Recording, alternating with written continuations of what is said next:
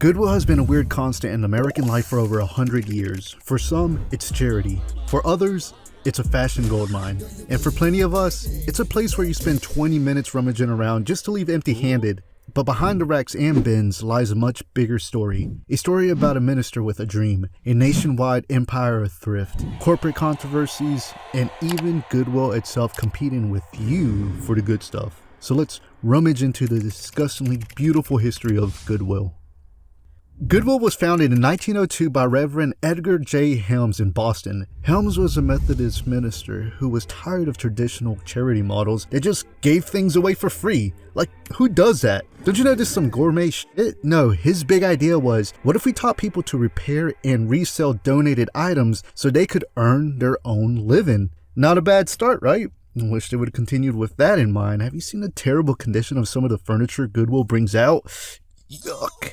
Armed with a bunch of burlap sacks, Helms literally went door to door in wealthy neighborhoods collecting clothes and household items. He'd bring them back to his church, hire unemployed people to fix them up, and then sell them at cheap prices.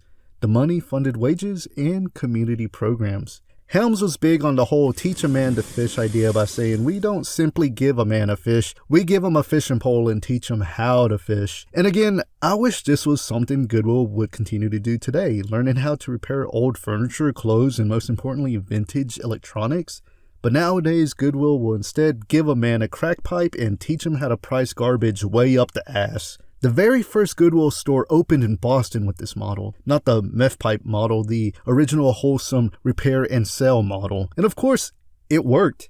By 1915, the idea had spread to Brooklyn, then across the country. Helms was basically the Elon Musk of thrift. Well, except of rockets, he was launching 99-cent cardigans, my boys. By the 1920s, Goodwill had spread nationwide, and during the Great Depression, Goodwill was a lifeline. People could buy affordable clothes when money was tight, and unemployed workers found jobs fixing donations. It truly was a revolution in charity.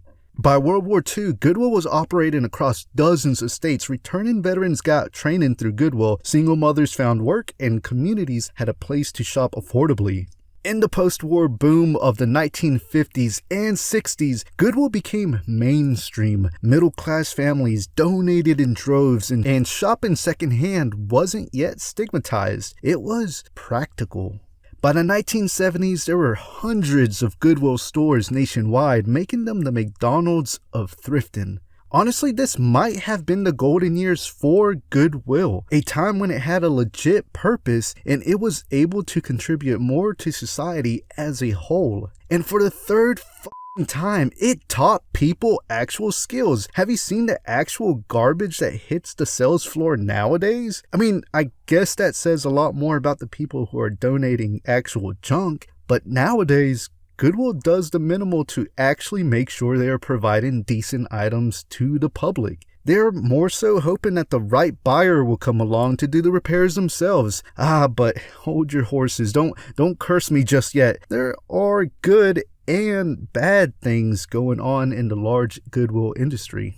Goodwill's official mission statement today is to enhance the dignity and quality of life of individuals and families by strengthening communities, eliminating barriers to opportunity, and helping people in need reach their full potential through learning and the power of work. Translation: they sell your donated Lululemon leggings for $6.99, then use that money to fund job training, English classes, IT certification, and other programs. And it's not all fluff. Goodwill helps over 2 million people per year in the US with barriers to employment. For example, my region's Goodwill branch supports the I CAN program, which helps formerly incarcerated individuals to gain employment. And that's the good part of Goodwill. I mean, check out this guy on Reddit who came to Goodwill's defense.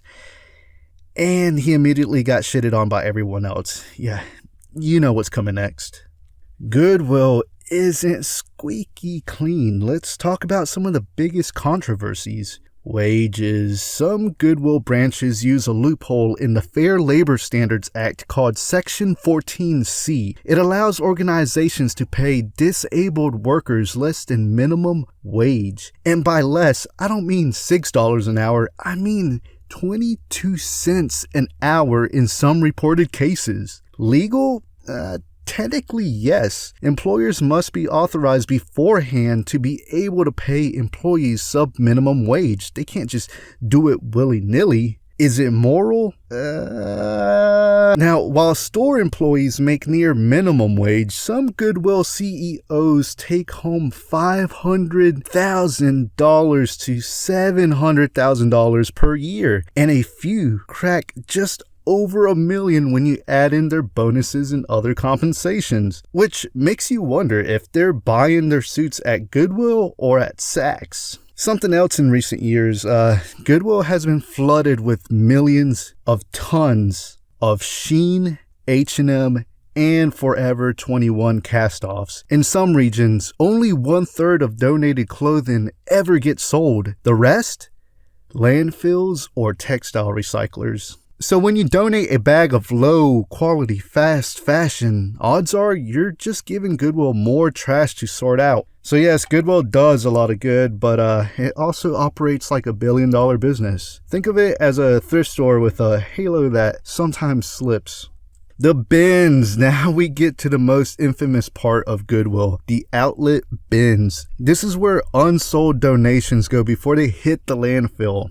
Items are dumped into giant rolling blue bins priced by the pound. Shoes by the pound. Books by the pound. This is not the place to buy a used bowling ball. If you've never been, imagine old school Black Friday at Walmart, but you're fighting for used socks. The rules: when a new row of bins comes out, employees yell, "No touching until all the bins are in place." Then the crowd surges forward like it's the start of a marathon. Resellers dive in, tossing clothes over their shoulders like deranged hoodlums. Gloves are definitely recommended because yes, you might find broken glass or worse. And yes, the finds are legendary. The bins are chaos, comedy, and capitalism rolled into one, and if you survive them, you can leave with a trunk full of inventory for $20 or a mild case of tetanus.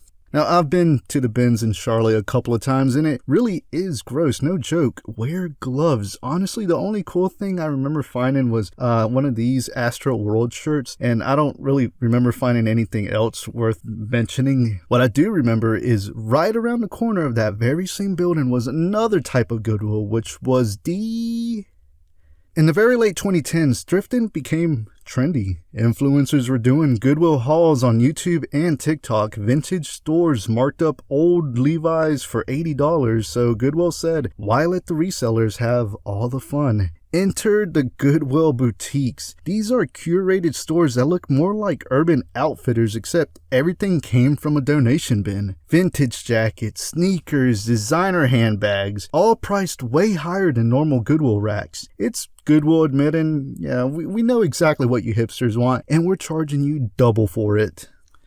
Donations versus auctions. You thought your grandma's jewelry went to help someone in need? Surprise! It might end up on shopgoodwill.com, their eBay-style auction site where people bid hundreds for rare items. This is where fantastic Goodwill deals come to die. Launched in 1999, it's basically Goodwill's answer to eBay. They list jewelry, instruments, vintage electronics, collectibles, you name it. We can blame George Kessinger for the launch of Goodwill's auction site. He got the idea after he discovered eBay and noticed how a lot of eBay's items were basically a lot of the items he was receiving at his LA-based Goodwill branch. It was in the year of 2001 when he became Goodwill CEO, and he urged a lot of the other branches to use the site to auction off their most valuable items as well.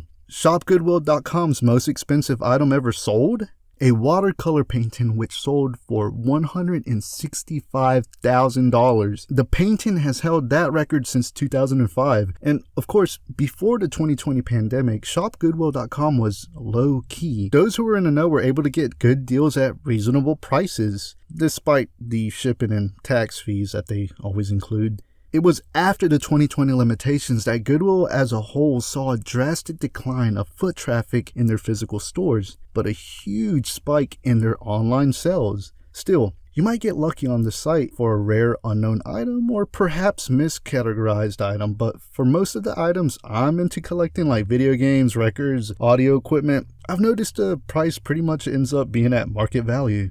Some Goodwills also sell directly on eBay and Amazon, so if you're wondering why you haven't seen a Nintendo GameCube in your store for years, it's because Goodwill itself is flipping it online. Now, despite the controversies, Goodwill is still a cultural giant. It's where teens go thrifting for TikTok outfits. It's where resellers hustle inventory. It's where struggling families stretch $1. But it also reflects bigger issues, our addiction to fast fashion, the line between nonprofit and corporate empire, and how even charity can get caught up in capitalism. At its best, Goodwill is a safety net. At its worst, it's a reminder even generosity has a price tag. And yet, there's still something magical about digging through a rack of random junk and pulling out something incredible. It's America's collective junk drawer. Messy, frustrating, sometimes a little gross, but full of surprises. So that's the history of Goodwill, from Reverend Helms with his burlap sacks in 1902 to the chaos of the bins to Kessinger's online Goodwill auction that keeps all the real good stuff from even hitting the sales floor. And if you like this small dive into the weird world of thrift, hit like and subscribe so we can keep digging through the history of everyday things.